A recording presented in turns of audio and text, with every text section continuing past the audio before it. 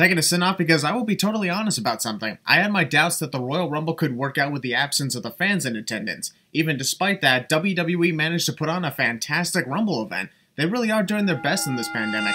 Batman just called. He wants to know the WWE's location, so he can enter into the Royal Rumble match himself, because he's Batman.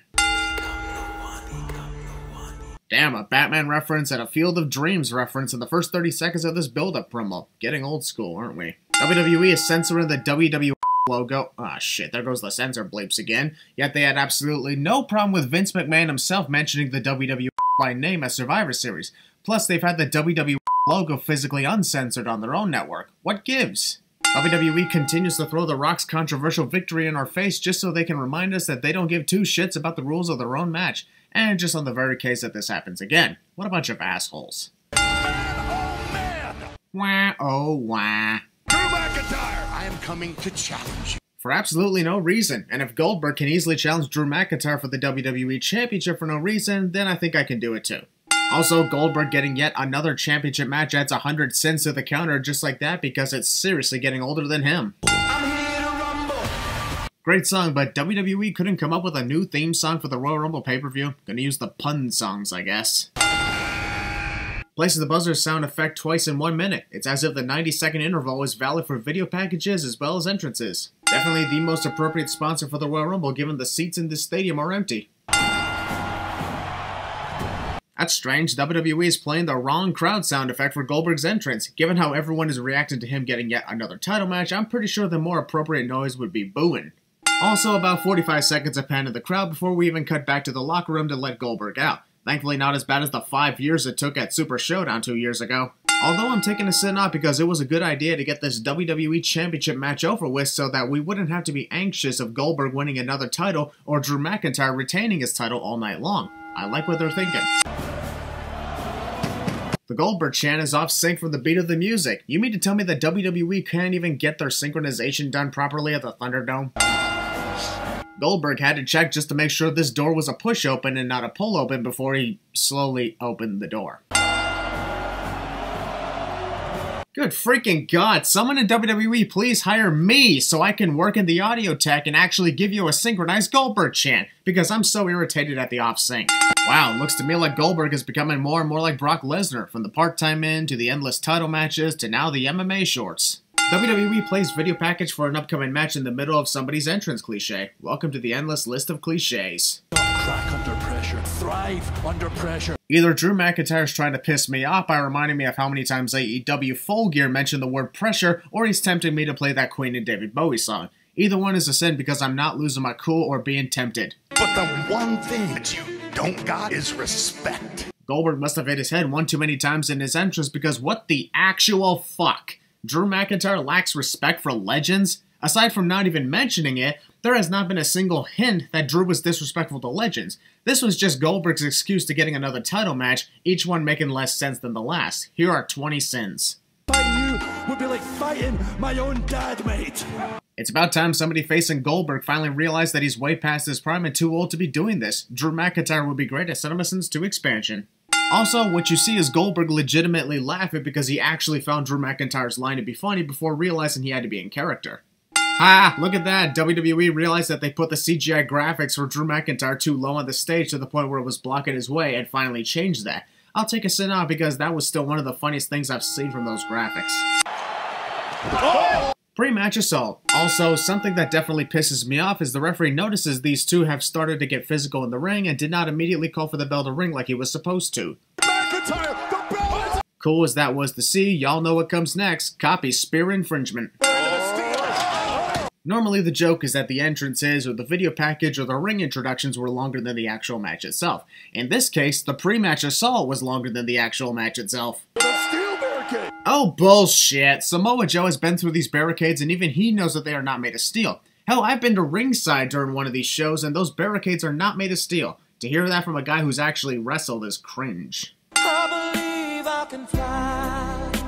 Right now! Oh, got him up! Knowing that Goldberg's last few jackhammers to The Fiend and The Undertaker have been absolutely horrible, Drew McIntyre did a fantastic job at getting himself in the proper position. Sure, he overshot the end by having his feet hit the canvas first, but it was a well-executed jackhammer from Goldberg. Thank God. Covered by Gold. Goldberg's arm is underneath Drew McIntyre's left shoulder throughout this entire pinfall, thus it should not count at all. Imagine if this was actually the match's end. Wow, WWE had Goldberg return for another title match and actually had him lose? Thanks for the 4 weeks of panic attacks leading to something that, oh, I see it now. Don't always expect the worst in these situations. Wait, hold on a second. Drew McIntyre passed the test? There was a test this entire time? I'm starting to think that Goldberg is making these things up as he goes along. Has earned the respect of Goldberg. I would think that Drew McIntyre would have earned Goldberg's respect simply by annihilating Brock Lesnar within minutes at last year's WrestleMania. But I guess not. Carmella gets another opportunity. And we have an invisible barrier put right between the two commentators just on the very case Corey Graves has yet another accident on Michael Cole when Carmella makes her entrance. Who's going to win the men's match? I can't give my prognostication. Normally I would say that Corey Graves is a dick for saying that, but for once he's actually right. In 2021, heading into this Royal Rumble event, even while the show was in progress, I had absolutely no idea who I thought would win either of the Rumble matches because there were so many favorites. So here are 2 sins off for WWE doing it again. Ow! What the fuck? How the hell did Corey's accident travel all the way to my studio? Oh god, I'm gonna throw up. Ugh, this is disgusting. Previously on WWE. Hey, it's the Royal Rumble. Returns are well known to happen during the show, even in the WWE Sins videos. Pre-entrance, yet post-entrance, and at the same time pre-match interview, if that even makes any sense. Sasha Banks trying her best Christian Maracle impersonation with that sarcastic laugh. Nah, I'd probably give her a 5 out of 10 on that. When I drink the finest champagne of Carmella's tears. Nah, you don't want to drink Carmella's tears. I have a better beverage idea. Drink the champagne of tears from the WWE Universe. It's my favorite drink. It's boss time! Ah, Michael Cole too? Inside hell in a cell. Sasha Banks lip-syncing her theme song. With all due respect, it doesn't make her entrance look any cooler. Cool as those lyrics are, they were originally put in the song when Sasha Banks first challenged for the Women's Championship at WrestleMania 32. Now she has been SmackDown Women's Champion for about 100 days at this point. She ain't the new champ of WWE anymore. WWE 2K. Skip! Damn, the more I think about it, the more I realize that this match is almost literally a copy and paste of their previous encounter at TLC last month. Carmella leaving the ring to catch a breather. Check. Reginald getting involved several times. Check. Carmella loses by submission to the bank statement. Check. Corey Graves climaxes. Check. There's a new boss around here, that's me! Carmella claims to be the new boss around SmackDown in comparison to Sasha Banks, but so far hasn't been proven it by staying away from the action. Sasha Banks tells Reginald that she has her eyes on him, then proceeds to turn her eyes away from him. Awkward! Can only win the championship tonight. Oh, let me guess. Carmella can only win the championship via pinfall or submission? What an amazing discovery that we never knew of. We got the best seat in the house, Cole. That may be because you guys got the only seats available in this entire stadium. Not exactly impressive when all other seats are empty. Got women's division seeing red. Which would be a major advantage for Raw because our colors are entirely red. As fun as this match is, Carmella continues to spend way too much time on the outside posing up a storm when she should be in the ring taking advantage of the fallen Sasha Banks. And their previous encounter at TLC further adds into the lesson she should have learned by now. Here you go, take a nice long look at the WWE Thunderdome, which we totally haven't been shoving in your faces for nearly half a year, instead of watching this SmackDown Women's title match. In all the 22 years I have watched professional wrestling, I don't think I've ever seen something like this where female wrestlers actually tie their opponent's hair against the ropes, and I've seen a shitload of hair pulling several times per week. Carmella pulled this exact same stunt before and that didn't work out. If you are smarter than Sasha Banks, then prove it by actually winning the match instead of allowing your opponent to recover and defeat you just like that.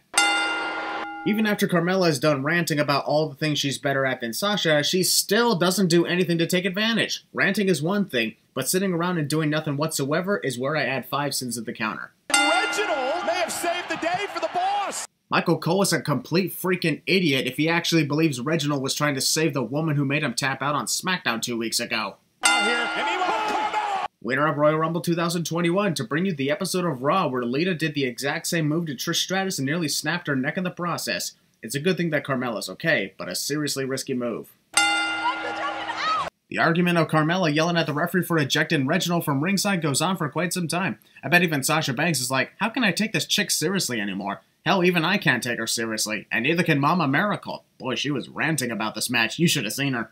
Reginald can get a head start on choosing the beverage selection for... Corey Graves is fucking hilarious.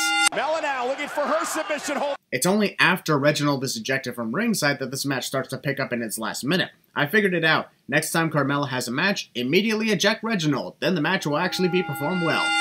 Shoulder to the midsection. What a devastating knee to the air. Sasha now. Caught. Wow, that was an amazing super kick counter from Carmella. Where the hell was this Carmella for the past 10 minutes? They beat your ass the week prior.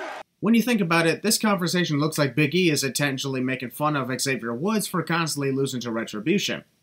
I sense someone is being sour. All I need from you is 60 minutes. Big E actually believes that both he and Xavier Woods will be lasting an entire hour in the Royal Rumble match, when the match itself doesn't even last that long. Maybe number 28, number 29? Sami Zayn says this as if he believes number 30 was already announced for the men's Royal Rumble, which it wasn't. I have eyes in the back of my head. You know? Guy claims he has eyes in the back of his head, only to be jump scared from behind by someone he wasn't even paying attention to, cliche. Now that is what you call an amazing tribute to the late Luke Harper. I'm only saying that one because we're doing a WWE sins, and that's the only ring name John Huber used in WWE, but still, 10 sins off for the tribute ring gear from the New Day. Rumble is presented by... Skip again! The entire existence of this concert, we're pumped up and ready for the Royal Rumble match, so show us that! Not Booker T doing the mannequin challenge. Some struggle to even get in the ring.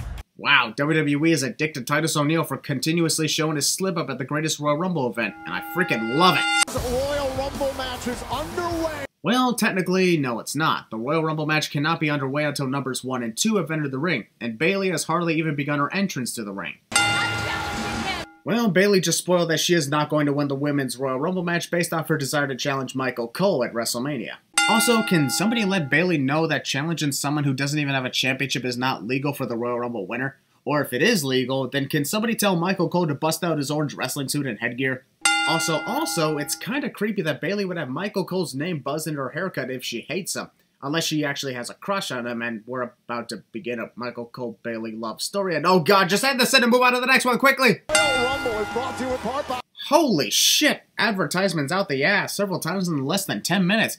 I am honestly worried about what I'll witness at WrestleMania 37. Snickers, Tap Out, Cricket, Hulu, and Donkey from Shrek.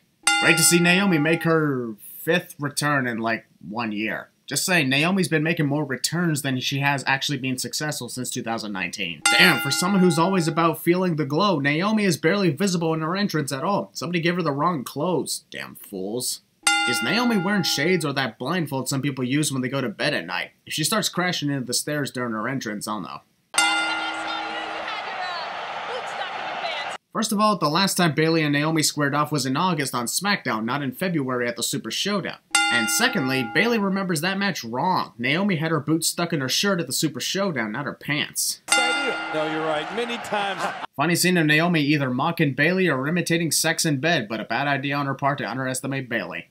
You know, starting 1 or 2, it's the same thing. That's what I'm saying. Everyone always makes a big deal about number 1 being the worst spot in the Royal Rumble, forgetting that number 2 starts at the exact same time. Also, if you ask me, my personal pick for worst spot in the Royal Rumble match is number 9. Because over the years, the number 9 spot has a history of jobbers, mid-carders, low-carders, or people who are generally not going to win the match or even last that long. Look over its history and tell me I'm not lying. Well, who could make friends with Michael Cole?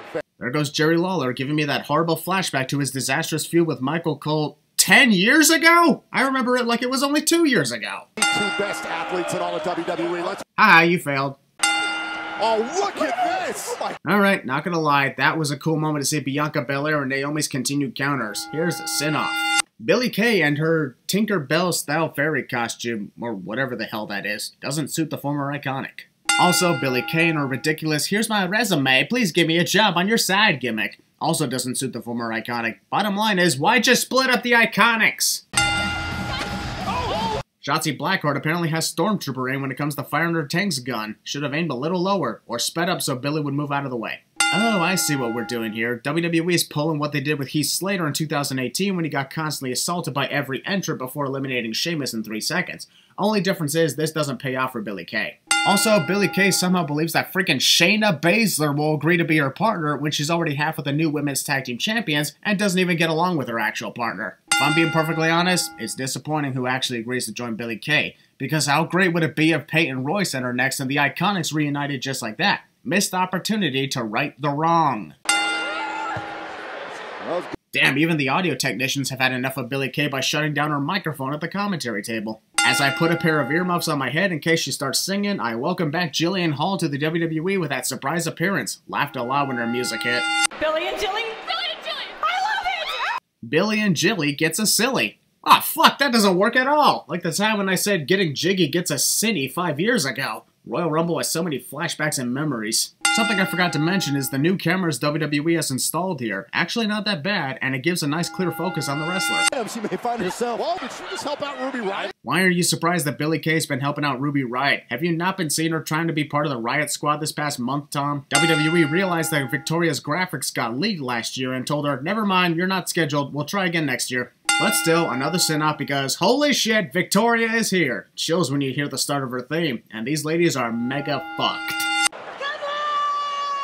God damn it, WWE, you couldn't have at least put in a cheering sound effect when Victoria yelled to hype the fans up? Bunch of assholes, I tell ya. Oh, and a drop. What kind of landing from a dropkick was that? Right over Bailey. Whoa, look out! Oh, Winner up Royal Rumble 2021 to bring you WrestleMania 25, which was exactly how Victoria was eliminated in that god-awful Miss WrestleMania Battle Royal. in the Royal Rumble match. Hold on. Oh, now Ruby Riott is criticizing Billie Kay for teaming with Peyton Royce after wanting no part of her from the moment Billie tried to join the Riott Squad. Hold on a second. No! Since Victoria is one of the participants in this match, that qualifies as Widow's Peak infringement. Billy and Jilly has imploded. Are we even surprised that those two imploded? As a matter of fact, we have completely forgotten that they briefly teamed up for a few minutes by this point. Not to mention, Billie kept trying to team with Ruby Riott and then Peyton Royce. You're right about that. It was fun while. Jillian Hall got kicked by Ruby Riott and she completely no-sold that. That was absolutely terrible. Honestly, I'd say Jillian is the least impressive return in a women's Royal Rumble next to Santina Marella and Vicky Guerrero. And that is why you never keep your foot over the top rope after successfully eliminating someone. Also, if you notice in the background, Peyton Royce looks shocked and offended that her former partner just got eliminated, but then proceeds to turn away as if it never even happened.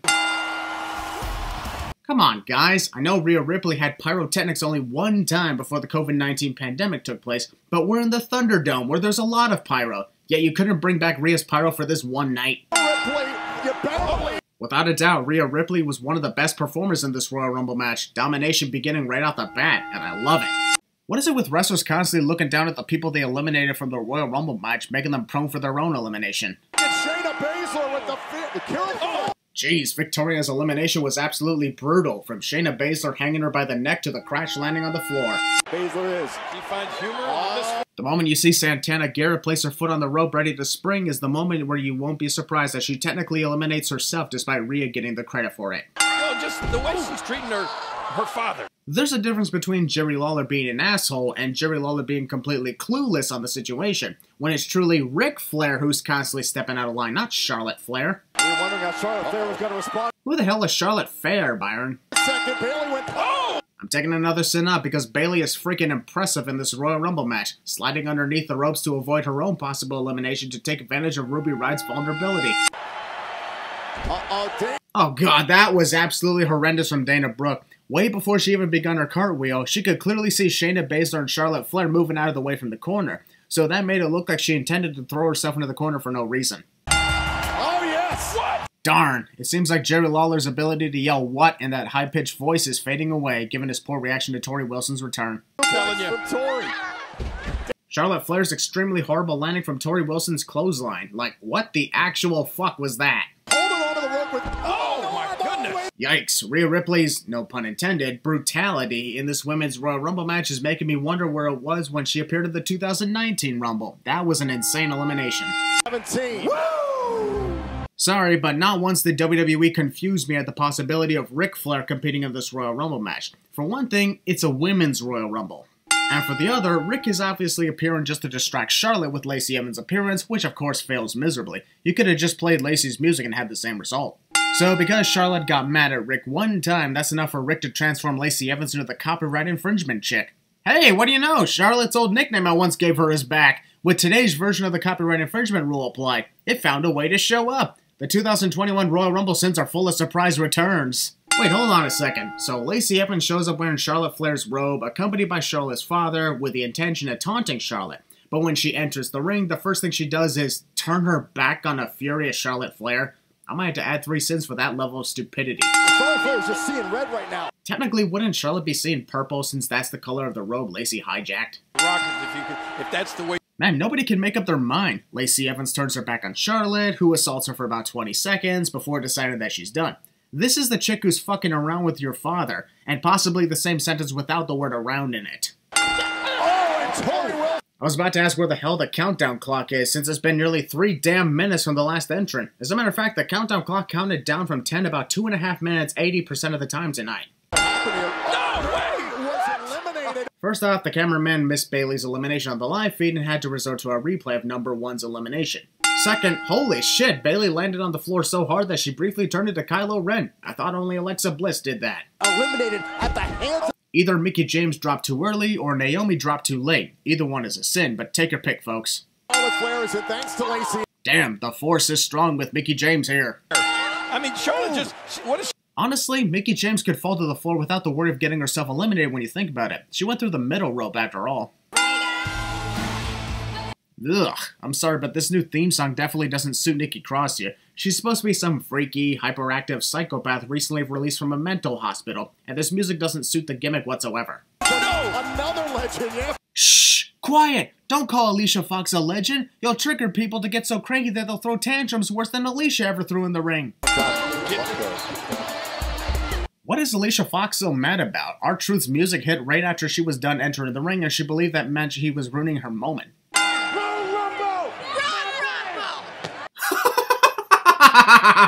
God freaking damn it! There is literally nothing R-Truth does that isn't funny. Mistaking the Royal Rumble match for a 24/7 championship scramble match. This is the greatest comedic legend in WWE history. Fuck that. In wrestling history. Over here. I swear, if R-Truth had actually eliminated Alicia Fox, even by accident, more sins would have been removed for the hilarious stupidity. Wait a minute. Well, there's always a first time for everything. For the first time ever, we got an actual pinfall in the Royal Rumble match and a new champion crowned in the middle of the match. Alicia Fox makes history.